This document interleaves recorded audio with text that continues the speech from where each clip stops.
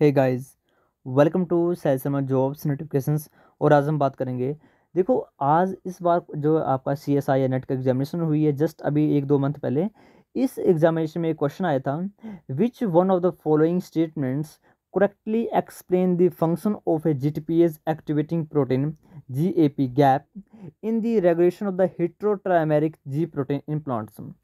तो यहाँ 4 ऑप्शन थे और इन ऑप्शन में आपको करेक्ट आंसर बताना है कि इसमें कौन सा करेक्ट आंसर है। ठीक है, तो पहला ऑप्शन दिया था it activate the G beta protein, it inactivate the G alpha protein, it directly inhibit the ligand binding to the GPCR, it leads to the dissociation of G alpha from G beta gamma subunits.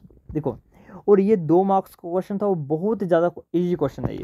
But आप first time कर रहे हो, मुझे पता है। जो बच्चे first semester में अभी एंटर हुए हैं उनका फर्स्ट टाइम है GPCR के बारे में। बट जो थर्ड सेमेस्टर में आ चुके हैं उनको मे भी ये क्वेश्चन 100% आता होगा। नहीं भी आता होगा तो आज मैं आपको जो टॉपिक करवाऊंगा GPCR, उसमें से ये क्वेश्चन आराम से सॉल्व हो जाएगा। तो और हर बार GPCR से क्वेश्चन आता ही आता है, चाहे 2 नंबर में आए चाहे 4 नंबर में आए, बट क्वेश्चन आता ही आता है। तो आज का जो टॉपिक करवाऊंगा GPCR, उसमें ये क्वेश्चन आपको बहुत ही ईजी तरीके से समझाएगा। अच्छा, ये पूछा था, ये तो 2 मिनट का काम, 2 मिनट भी मैं बोल रहा हूँ 2 सेकंड का काम है टिक करने का। ठीक है, तो आपको ये सोल्व करना है जब मैं आपको लेक्चर करा दूंगा ख़त्म। उसके बाद आप देखो कि यार इतना इजी क्वेश्चन आया था। ठीक है, अभी आपको टफ लग रहा होगा कई बच्चों को, ये बहुत इजी क्वेश्चन है ये। ओके, तो स्टार्ट करते हैं आज की वीडियो को। तो हमारा जो टॉपिक है, मैंने आपको पहले भी कहा हुआ है, जो ये नोट्स हैं ये मेरे नोट्स हैं, अपने लिए मैंने बनाए हैं। इसमें आपको में भी आपको लगे कि यार बहुत ही बेकार है, हमको समझ नहीं आ रहा है, तो आपको बस सुनना है जो मैं बोल रहा हूँ। और रही बात समझने की, नोट्स बनाने की, तो आप जो मैं बोल रहा हूँ आप उसको भी लिख सकते हो, अदरवाइज़ यहाँ से आपको कुछ तो समझ आ रहा होगा। ठीक है, तो सबसे पहले हम स्टार्ट करते हैं GPCR को। तो व्हाट इज़ GPCR? मैं इतनी देर से बोल रहा हूँ GPCR, तो GPCR है क्या? तो इसकी फुल फॉर्म बताता हूँ। इसकी फुल फॉर्म होती है guanine nucleotide binding protein coupled receptor.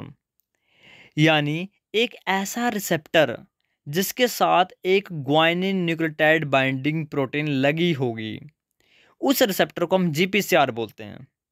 और GPCR का जो रिसेप्टर होता है, ये most abundant receptor in human body या अदर बॉडीज, या हम बोल सकते हैं एनिमल किंगडम में सबसे ज़्यादा रिसेप्टर जो प्रेजेंट होता है वो GPCR ही होता है। GPCR रिसेप्टर जो है, ये आपका पोलार सिग्नलिंग मॉलिक्यूल्स को एक्सेप्ट करता है। मैंने आपको कल ही बताया था। 2 टाइप के मॉलिक्यूल्स मैंने बताए थे कल। एक मैंने बताया था पोलार, एक मैंने बताया था नॉन पोलार। नॉन पोलार जो तो प्लाज्मा मेम्ब्रेन को क्रॉस कर जाते हैं, यानी वो इसके उनके रिसेप्टर साइटोसोल में होंगे या तो न्यूक्लियस में होंगे। इधर मैं बोल रहा हूँ कि पोलार मॉलिक्यूल्स हैं, यानी प्लाज्मा मेम्ब्रेन को क्रॉस नहीं कर सकते हैं। तो प्लाज्मा मेम्ब्रेन अपने ऊपर कुछ रिसेप्टर लगा लेती है, जिनको हम बोलते हैं सेल सरफेस रिसेप्टर या प्लाज्मा मेम्ब्रेन रिसेप्टर। तो जो रिसेप्टर सेल मेम्ब्रेन के ऊपर लगे होते हैं उनको बोलते हैं हम सेल सरफेस रिसेप्टर। तो उनमें से एक बेस्ट एग्जांपल है GPCR का। इसको हम डिटेल में पढ़ेंगे। तो जो GPCR होता है उसकी 2 खासियत होती हैं, एक होता है मेटाबोट्रोफिक रिसेप्टर और एक होता है सर्पेटाइन रिसेप्टर। GPCR रिसेप्टर को कई बार मेटाबोट्रोफिक रिसेप्टर भी बोल देते हैं, क्योंकि हमारे शरीर में जितने भी मेटाबॉलिक प्रोसेसेस हो रही हैं, जैसे ग्लाइकोजन का ब्रेकडाउन हो रहा है या एपिनेफ्रिन की सिग्नलिंग चली हुई है, हर जगह हमारे GPCR के रिसेप्टर प्रेजेंट होते हैं। दूसरी बात, सर्पेटाइन रिसेप्टर। सर्पेटाइन रिसेप्टर यानी यह किसी भी प्लाज्मा मेम्ब्रेन को 7 बार क्रॉस करता है। ये मैं बताऊंगा आपको स्ट्रक्चर के माध्यम से। अभी बात ये सुन लीजिए कि ये 7 टाइम किसी भी प्लाज्मा मेम्ब्रेन को क्रॉस करता है, तभी इसको हम क्या बोलते हैं, GPCR। और साथ में सर्पेटाइन, सर्पेटाइन यानी सांप की तरह ये रोल कर रहा है और 7 बार प्लाज्मा मेम्ब्रेन को क्रॉस कर पा रहा है। जैसे यहाँ पर मैं स्ट्रक्चर बता देता हूँ, ये देखो, ये इसका स्ट्रक्चर है। तो इसमें आप स्ट्रक्चर में देख सकते हो 1 2 3 4 5 6 और 7। मैंने 7 टाइम यहाँ पर बॉक्सेस बनाए हुए हैं। इन बॉक्सेस का मतलब है ये 7 टाइम प्लाज्मा मेम्ब्रेन को क्रॉस कर रहा है, निकल रहा है, क्रॉस कर रहा है, निकल रहा है। यानी एक ऐसा रिसेप्टर होता है जो 7 बार प्लाज्मा मेम्ब्रेन को क्रॉस करता है। ठीक है, और तभी हम इसको, इसका एक और हमने नाम दिया हुआ है सर्पेटाइन रिसेप्टर। ठीक है, एक बार इसका हम एक स्ट्रक्चर की तरफ बना लेते हैं हम, उससे आपको एक आसानी रहेगी समझने में। ठीक है, ये खाली पेज है, इसमें हम एक स्ट्रक्चर बनाएंगे इसका GPCR का। इजी स्ट्रक्चर बनाएंगे जिससे आप आराम से समझ सकते हो। मान लीजिए ये कोई प्लाज्मा मेम्ब्रेन बनाता हूँ यहाँ पर, मान लीजिए कोई प्लाज्मा मेम्ब्रेन है, ठीक है। अब इसके ऊपर लगेगा हमारा जीपीसीआर का रिसेप्टर। ओके, ये इसका एक होता है जहाँ पर लाइगेंड को बाइंड करेगा, यानी लाइगेंड बाइंडिंग साइट है इसको बोलते हैं। अब ये ऐसे चलेगा और कितने टाइम क्रॉस करेगा, जैसे एक बार क्रॉस किया इसने, ओके, ये दूसरी बार क्रॉस किया, ये इसने तीसरी बार क्रॉस किया, ये इसने चौथी बार क्रॉस किया, ये इसने पाँचवीं बार क्रॉस किया, इसने छठवीं बार क्रॉस किया, और इसने सातवीं बार क्रॉस किया।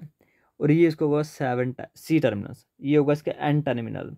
किसी भी प्रोटीन का आपसे को पता होगा दो टर्मिनस होते हैं, एक एन टर्मिनस एक सी टर्मिनस है। एन टर्मिनस इसका बाहर की तरफ होगा, ठीक है, ये अंदर की तरफ है, ये सेल का ल्यूमन है, ये सेल का ल्यूमन है, ये सेल के आउटर साइड है, ये आउटर साइड है, ये बाहर की तरफ है।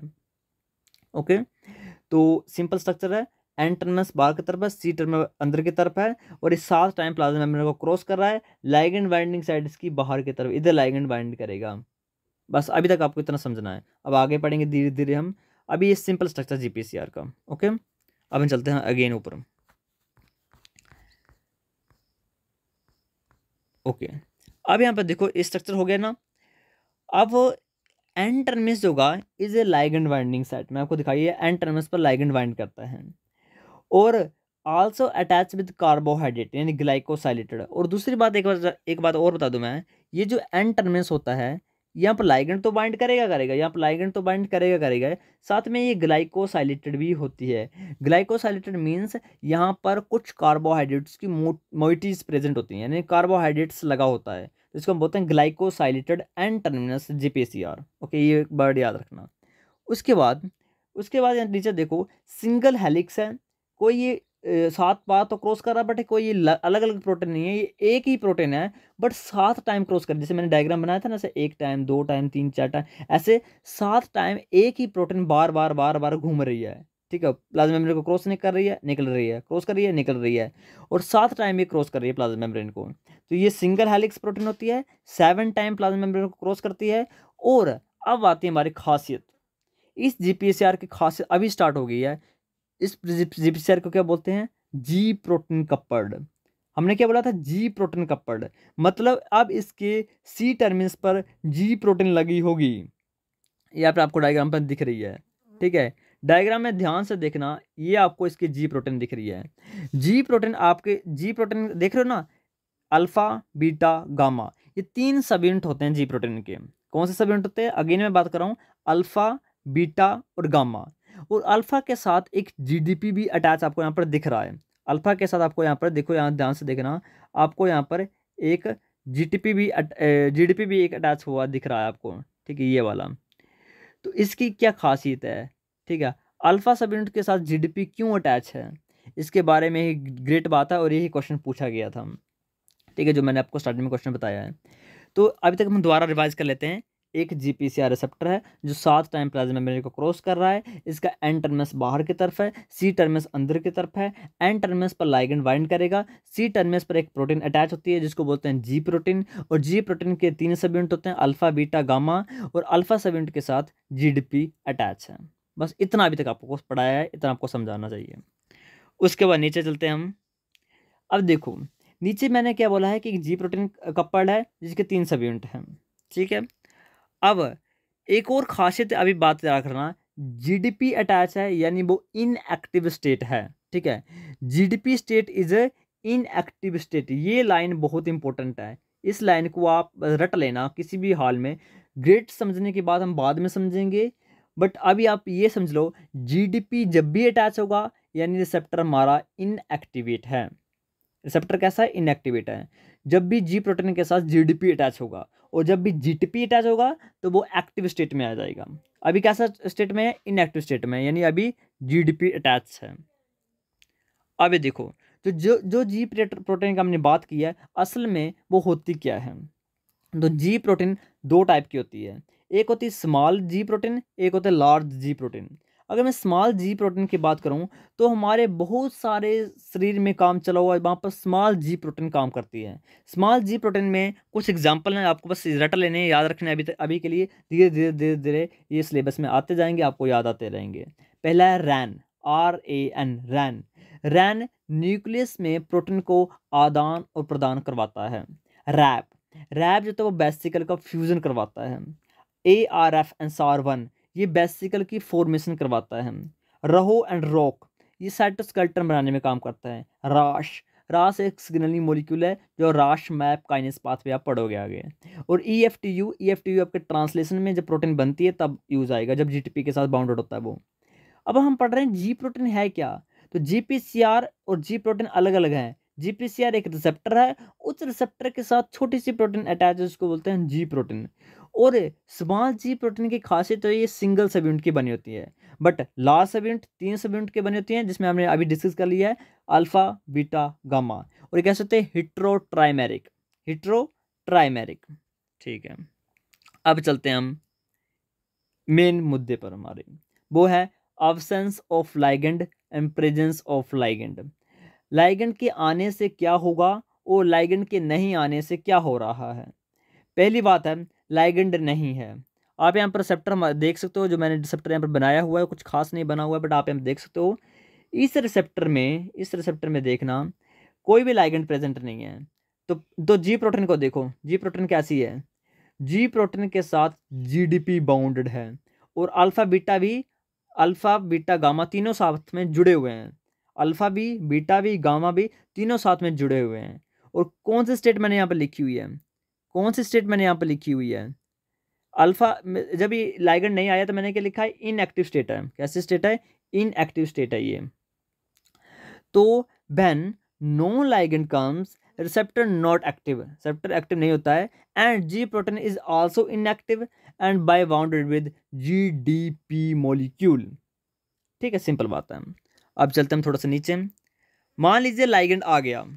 लाइगेंड क्या है, लाइगेंड एक सिग्नल मॉलिक्यूल है, जो कोई एपिनेफ्रिन भी हो सकता है, नॉर एपिनेफ्रिन भी हो सकता है, ग्लूकोगोन भी हो सकता है, जो अभी मैंने ऊपर बताए हैं, जितने भी मैंने ऊपर सिग्नल बताए ना आपको, ये सारे हो सकते हैं, कुछ भी हो सकता है। अब यहाँ पर देखना, मैंने बताया है आपको, एक सेकंड, मैंने नहीं बताया यार आपको, आई थिंक। ओके ओके, मैंने अभी आपको नहीं बताया, आई थिंक स्किप हो गए।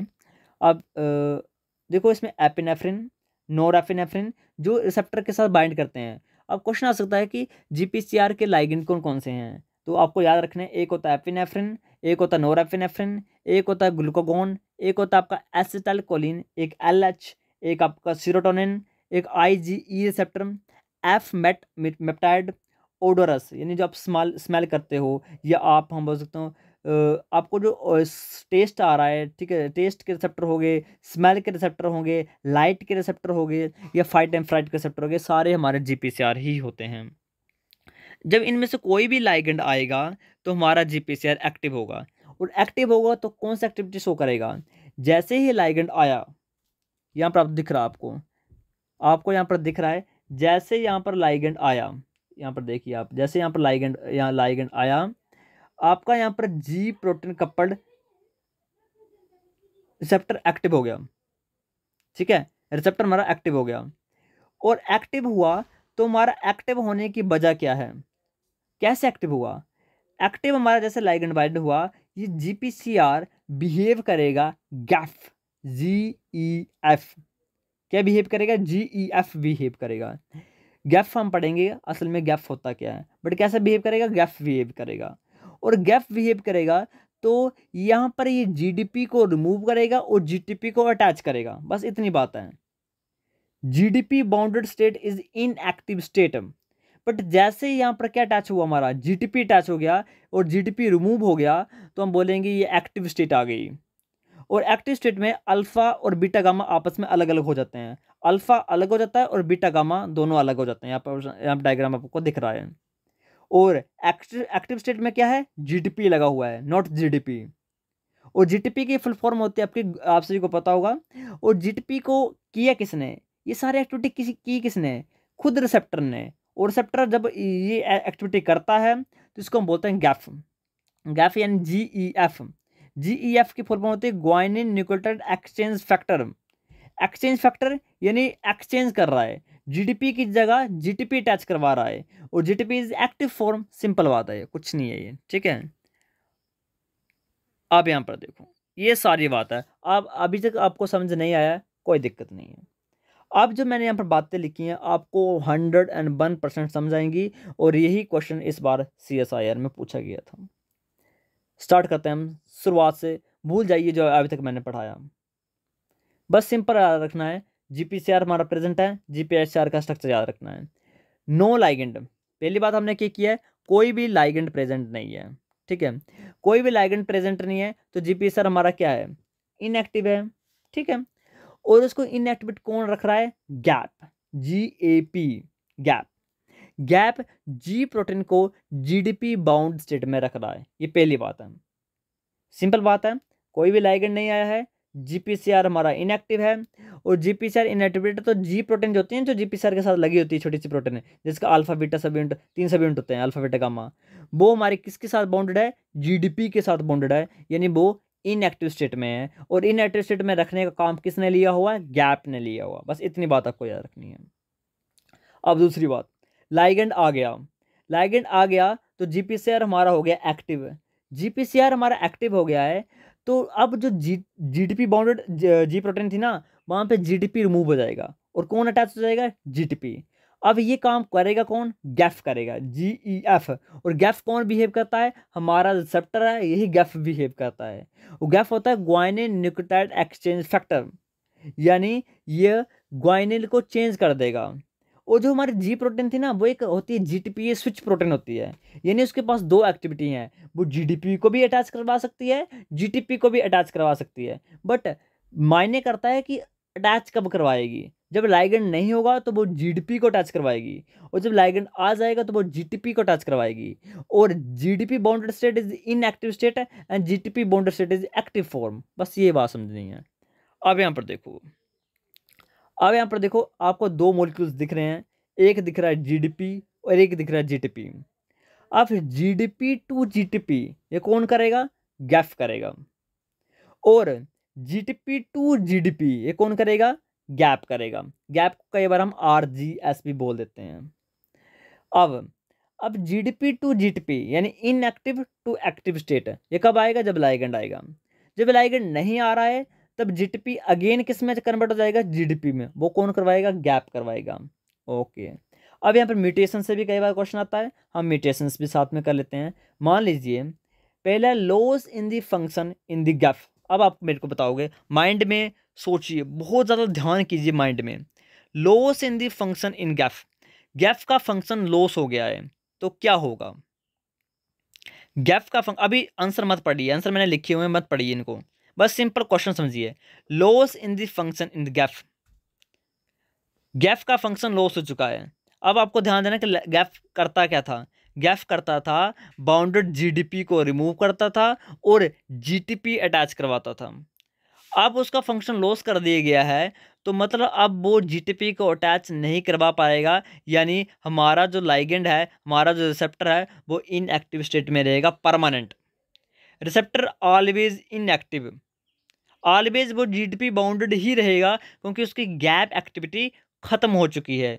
जिस एक्टिविटी से हमारा GPCR एक्टिव होना था, अब वही खत्म हो चुका है, यानी हमारा गैप एक्टिविटी ही लॉस हो चुकी है। अब वहाँ पर GDP स्टेट ही रहेगी हमेशा, GTP अटैच ही नहीं होगा। तो पहली बात है। दूसरी बात है gain in the function in the Gaff. अब गैफ में फंक्शन गेन हो गया है, इसका मतलब होता है कि गैफ की एक्टिविटी हाई होगी, जितनी होनी थी उतनी नहीं है, उससे डबल हो चुकी है।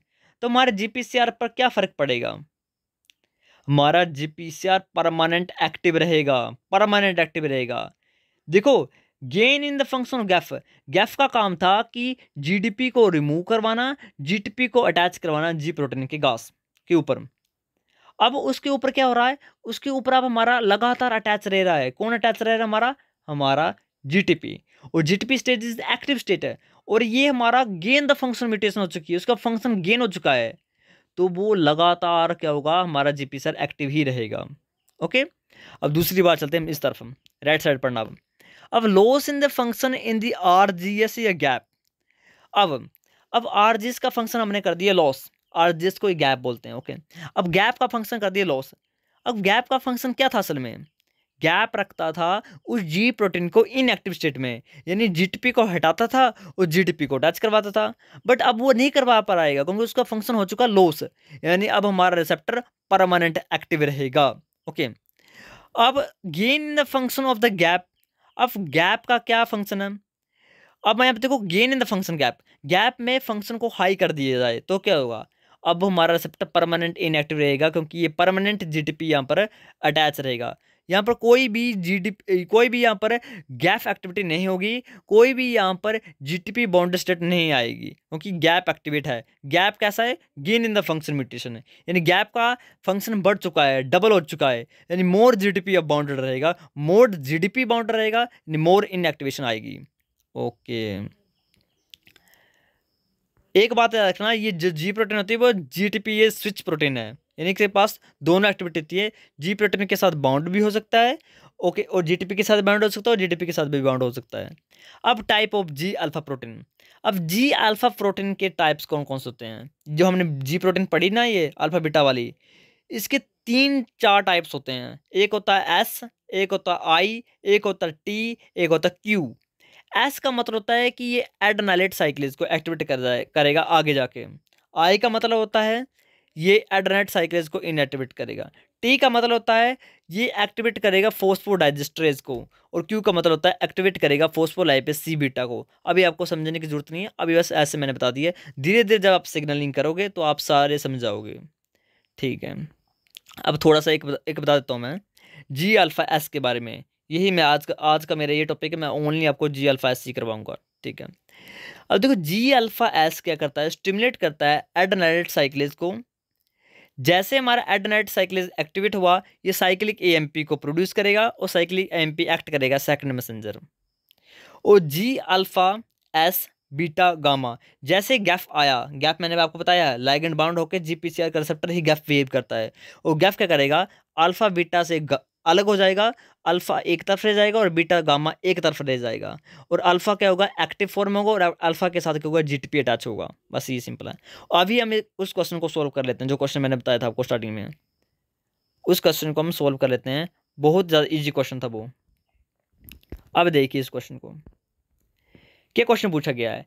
Which of the following statement correctly explain the function of GTP activating protein gap. अब देखो इसमें बताया कि गैप का क्या फंक्शन होता है इन the regulation of ji protein. Gap, अभी मैंने आपको बताया गैप क्या होता है। अब सोचो आप, गैप क्या करता था? गैप जीडीपी को अटैच करवाता था, यानी हमारे रिसेप्टर को इनएक्टिवेट करता था।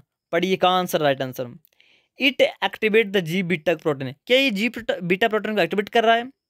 ये तो भाई एक्टिवेशन में काम ही नहीं करता है। जो पहला ऑप्शन होगा हमारा एलिमिनेट। अब दूसरा ऑप्शन पढ़ लिए, it inactivate the G alpha protein. क्या ये जी अल्फा प्रोटीन को इनएक्टिवेट कर रहा है? तो ऑब्वियसली यस, ये जी अल्फा प्रोटीन को तो इनएक्टिवेट कर रहा है। देखो गैप की एक्टिविटी मैंने आपको जस्ट अभी बताई। गैप जी अल्फा प्रोटीन पर जो जीडीपी बाउंडेड है उसको रिमूव करवा रहा है। ठीक है, यानी जो जीडीपी है ना, देखो स्टार्ट करो, यानी लाइगेंड नहीं आया है तो हमारा जो जी अल्फा प्रोटीन है, तो जी अल्फा प्रोटीन्स के ऊपर हमारा जीडीपी स्टेट को लगवा रहा है। और GDP state is the inactive state, मैंने अभी आपको बताई है। अब गैप का तो काम है इनएक्टिवेशन करवाना, और गैप ही हमारा जी प्रोटीन को इनएक्टिव स्टेट में रख रही है, यानी जीडीपी के साथ बाउंड करवा रही है। लगातार आपको समझा रहा है कि second option is the right answer, it inactivate the G alpha protein. अब थर्ड ऑप्शन देखिए, it directly inhibit the ligand binding to GPCR. देखो ये लाइगेंड बाइंडिंग में इसका कोई रोल नहीं है। लाइगेंड बाइंड करेगा नहीं करेगा ये गैप पर थोड़ी डिपेंड करेगा, ये तो उस रिसेप्टर पर मैटर करेगा कि रिसेप्टर के साथ लाइगेंड बाइंड हो रहा है नहीं हो रहा है, इसका कोई मैटर नहीं करेगा। लास्ट है, it leads to the dissociation of the G alpha from G beta gamma. No, ये कौन करवाता है? It leads to the dissociation the alpha from beta gamma. देखो अल्फा और बीटा गामा, अभी देखो अभी मैंने बताया लास्ट में आपको, डिसोसिएशन में कौन हेल्प कर रहा है? अभी मैंने पॉइंट में लिखा भी हुआ है, गैफ, GEF। ये हेल्प कर रहा है कि अल्फा से बीटा गामा अलग हो जाए और एक्टिव हो जाए। जब अलग हो जाएगा तो एक्टिव हो जाएगा, और एक्टिव हो जाएगा यानी जीटीपी के साथ बाउंड हो जाएगा। और एक एक्टिव वाले काम कौन करवाता है? गैफ। और इनएक्टिवेशन वाला काम कौन करवाता है? गैप। और 2 नंबर आपके पक्के। सिंपल क्वेश्चन पूछा गया था। ओके। तो ऐसे क्वेश्चन आते रहते हैं। अभी हम दो चीज़ें करेंगे, एक करेंगे हम कोलरा टॉक्सिन और एक हम करेंगे पर्टोसिस टॉक्सिन। उसके बाद हमारा जो नेक्स्ट रहेगा ना, ये मेन सिग्नलिंग। मेन सिग्नलिंग तो मैंने करवाई नहीं अभी, ये जीपीसीआर का एक इंट्रोडक्शन है। ये मेन सिग्नलिंग चलेगी, मैं पक्का करवाऊंगा आपको। बट अभी आप सिंपल कीजिए cholera toxin and pertussis toxin. Question हर बार आ रहे हैं। 4 नंबर का क्वेश्चन आया था इस बार कोलरा टॉक्सिन पर, और 4 नंबर देखो कितने पेज में है। ये देखो बस इतना, जितना आपको स्क्रीन में दिख रहा है, इतने से पेज में, इतने से स्क्रीनशॉट में आप देख सकते हो 4 नंबर का क्वेश्चन आया था। और 4 नंबर का क्वेश्चन आपके लिए हो सकते तो कितना बड़ा है। 4 नंबर आप सोच सकते हो सी एस आई नेट में 4 नंबर, 4 नंबर का क्वेश्चन आया था बस इतने के स्क्रीनशॉट में। समझना है क्या बात है, क्या बात है, सिंपल बात है। कोलरा टॉक्सिन, कोलरा टॉक्सिन क्या होती है? देखो एक बैक्टीरिया है जिसको बोलते हैं विब्रियो कोलरे। और विब्रियो कोलरे एक सिक्रीट करता है टॉक्सिन जिसको बोलते हैं एक्सोटॉक्सिन, और ये हमारे ह्यूमन की इंटेस्टाइन में सिक्रीट करता है। और जो कोलरा टॉक्सिन होती है, इसका एक ही काम है, ये एडीपी राइबोसाइलेशन करता है। इस वर्ड को याद रखना, एडीपी राइबोसाइलेशन किसकी करता है? जी अल्फा सबयूनिट की। ठीक है, सिंपल बात है। कोलरा टॉक्सिन है जिसको प्रोड्यूस कर रहे हैं एक बैक्टीरिया ने। अब ये जो टॉक्सिन है ये एडीपी राइबोसाइलेशन कर देती है जी अल्फा सब यूनिट की। अब देखो करता क्या है, अब ये एडीपी राइबोसाइलेशन करता क्या है, ये जी अल्फा सब यूनिट को जीटीपी स्टेट में लॉक्ड कर देगा। अब बताओ मेरे को, कोई रिसेप्टर है हमारा जीपीसीआर, अगर वो जीटीपी स्टेट में लॉक्ड हो जाएगा तो क्या कंटिन्यूस सिग्नलिंग होगी या सिग्नलिंग परमानेंट स्टॉप हो जाएगी? बताइए मेरे को क्या होगा इसका आंसर। कोई हमारा जीपीसीआर है, अगर वो जी अल्फा जीटीपी स्टेट में परमानेंट लॉक हो जाता है तो क्या हमारी सिग्नलिंग परमानेंट ओपन हो जाएगी या परमानेंट ब्लॉक हो जाएगी? ये क्वेश्चन 4 नंबर में आया था। हमारी सिग्नलिंग परमानेंट ओपन हो जाएगी, परमानेंट एक्टिव हो जाएगी, क्योंकि जी8पी जब अटैच हो गया है, मैं इतने बार आपको पीछे करवा चुका हूं, जी अल्फा के साथ जब जीटीपी अटैच होगा यानी एक्टिव स्टेट होगी। और एडीपी राइबोसाइलेशन से हमारा जीटीपी क्या हो चुका है? एक्टिव स्टेट में लॉक्ड हो चुका है। यानी अब लगातार लगातार ये सिग्नलिंग करता रहेगा, लगातार क्या बनता रहेगा? साइक्लिक एएमपी बनता रहेगा। देखो जब हमारा जी अल्फा जीटीपी एक्टिव होगा तो हमारी जी अल्फा प्रोटीन एड्रेनाइट साइक्लेज को बोलेगी क्या बना? लगातार साइक्लिक एएमपी बना। और लगातार हमारी सिग्नलिंग चलती रहेगी चलती रहेगी चलती रहेगी, क्योंकि हमारा जी अल्फा जीटीपी बॉन्ड स्टेट में लॉक्ड हो चुका हमारा रिसेप्टर। अब हमारा रिसेप्टर लॉक्ड ही हो चुका है, कंटिन्यूस सिग्नल चली हुई है, तो हमारा साइक्लिक एएमपी बहुत सारा बन जाएगा। और बहुत सारा साइक्लिक एएमपी करता क्या है? चैनल्स को ओपन कर देता है, बहुत सारे चैनल्स को ओपन कर देता है, यानी बहुत सारे आयंस हमारे बॉडी से लॉस कर जाते हैं, इलेक्ट्रोलाइट्स लॉस कर जाते हैं, इसको हम बोलते हैं डायरिया।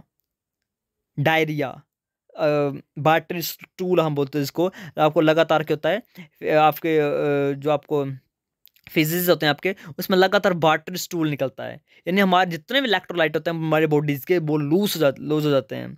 कैसे लूज हो रहे हैं? क्योंकि हमारे चैनल्स ओपन हो चुके हैं। चैनल्स ओपन क्यों हो चुके हैं? क्योंकि साइक्लिक एएमपी बहुत सारा है। साइक्लिक एएमपी बहुत सारा क्यों है? क्योंकि हमारा जी अल्फा प्रोटीन परमानेंट एक्टिव है। अब G alpha protein permanent active क्यों है? क्योंकि एडीपी राइबोसाइलेशन हो चुकी है। एडीपी राइबोसाइलेशन क्यों हो चुकी है? क्योंकि विब्रो कोलर आ चुका है। और विब्रो कोलर क्यों आया है? क्योंकि आपने कॉन्टामिनेटेड वाटर पिया है। कॉन्टामिनेटेड वाटर क्यों पिया है? क्योंकि वो आपकी गलती है। ठीक है, ये सारा प्रोसेस आपकी चली हुई है। दूसरी आपकी चलती है ओके, दूसरी आपकी मैं स्टार्ट करने से पहले पर्टोसिस टॉक्सिन्स है, ये समझाने से पहले आपको जी अल्फा आई के बारे में पता होना चाहिए। ये मैं आपको कल बताऊंगा, क्योंकि आज के लिए इतना सब्सटेंट आप स्टूडेंट नए हो और इतना स्ट्रेस एक झटके से देना कठिन है। जितना मैंने आपको कराया उतना पढ़िए।